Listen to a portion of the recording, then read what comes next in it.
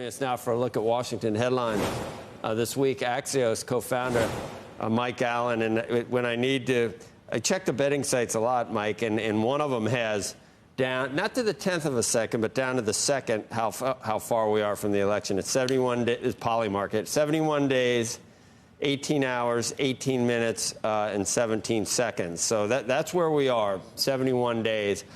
You've got some interesting things to talk about. I don't know what you're expecting for a bounce, a post-convention bounce, but the elephant in the room for me, and I just wonder where it stands for you and Axios, how hard are you trying to get an interview with Vice President Harris? And if you're not, and if other members of the media aren't, how can they look at themselves in the mirror in the morning?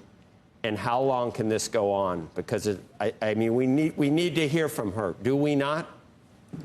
Joe, it's very rare that I can say these words to you to start your Monday morning, to start your 70 days in a wake-up sprint. On this. I was counting on it, saying something you might agree with.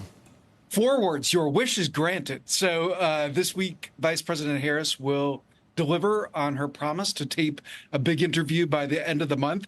When she said that, it seemed like a long way away. That is now this week, and you can expect her to deliver on that promise. Absolutely. Axios, other news organizations asking for interviews, and she will do more. Just to zoom out, as we start the week here after both conventions are now in the books, the big picture, Joe, Republicans will tell you that Vice President Harris has the thinnest edge as she comes out of her convention. She had 30 days in politics that you could only dream of, as one friend of mine put it. She had 30 days of ball control, which you rarely have in politics. But Democratic sources tell me they are very clear-eyed. They know what's ahead. That however undisciplined President Trump is on Truth Social or other places, the former president will pop up, that his paid media, his ads, will be disciplined, and they will be rough. Vice President Harris may make a mistake. You always get your time in the barrel, as President Obama said, and the Democrats recognize that the media, always looking for a new storyline, pretty soon will start to say, did Vice President Harris peak too soon? Flip. Republicans who know that they're a little bit behind, they think it was a big moment, potentially game-changing, last week when the Georgia governor, Brian Kemp, and President Trump made up. After President Trump had insulted him on his own turf, you saw the governor out on TV saying something nice about him, Trump saying something nice about the governor online. That's enough to fix a big thing. That's a massive state. You'll see Vice President Harris on a bus tour in southern Georgia this week, like showing how much they're focused on it. RFK, too. That got less than, I guess maybe it was expected, or...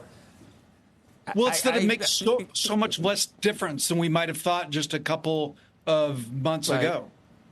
Right. Exactly. I don't know if you got to see the speech. I thought the speech was riveting that he gave, but you had to be watching a specific network to see anyone carry the entire text of the RFK speech. Did you watch it? I was on a plane, but I read it. And Joe, I know that since you were watching, I didn't have to.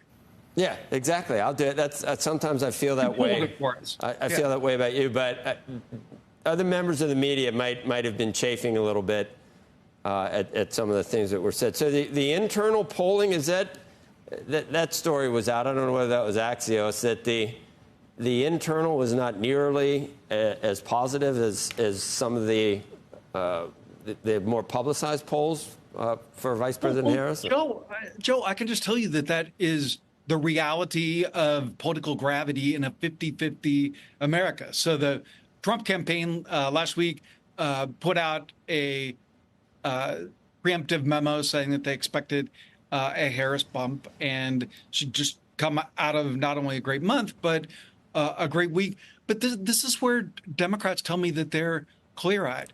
They recognize that whatever the national polls say, that like what matters is those 7 states. and a very specific swath of voters in those 7 states. And so the irrational exuberance was a phrase that will resonate with your audience. And then I heard a ton of in Chicago, because Democrats said you've got to give Harris and the team credit, that this type of unity in the Democratic Party. I have a friend who'd been to 9 conventions. He said that this was the first Democratic convention where there weren't competing factions or caucuses, when everybody was on the same page. But that was not foreordained. And the fact that the high command of the Biden campaign is now the high command of the Harris campaign is a hell of an accomplishment. I think we need to hear more, obviously. And I don't, from where I'm sitting, just running on, Trump is bad is, and then some of the policies that are rolling out. I mean, obviously you either are someone that thinks you need to let the free markets work properly, low regulation, whatever you want to look at. But each policy that's been rolled out, whether it's the increase in capital gains, the increase in the corporate rate, the price control, and then I hear none of these things are really going to pass, and she doesn't really mean it, but it's just a way of sort of appealing to the populist base to get them fired up, and that irritates me as well. Well, but yeah, Joe, you can't have it both ways, because you tariffs, other things I can definitely have it both ways. I don't know whether you've seen the show, but I can definitely have it both ways. Go ahead. Fair enough.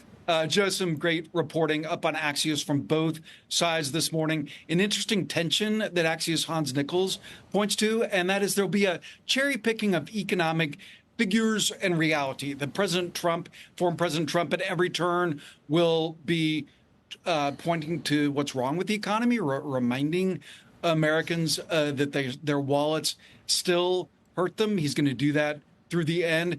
Vice President Harris will be pointing to inflation, unemployment, pointing to the direction of all those indicators, and saying that they're better. This is a rerun in reverse of what we saw last time, when President Trump would have a big jobs day. Vice President Biden, running against him, would talk it down. From the Harris side, Axios' Sophia Kai, just back from Chicago, has some great reporting.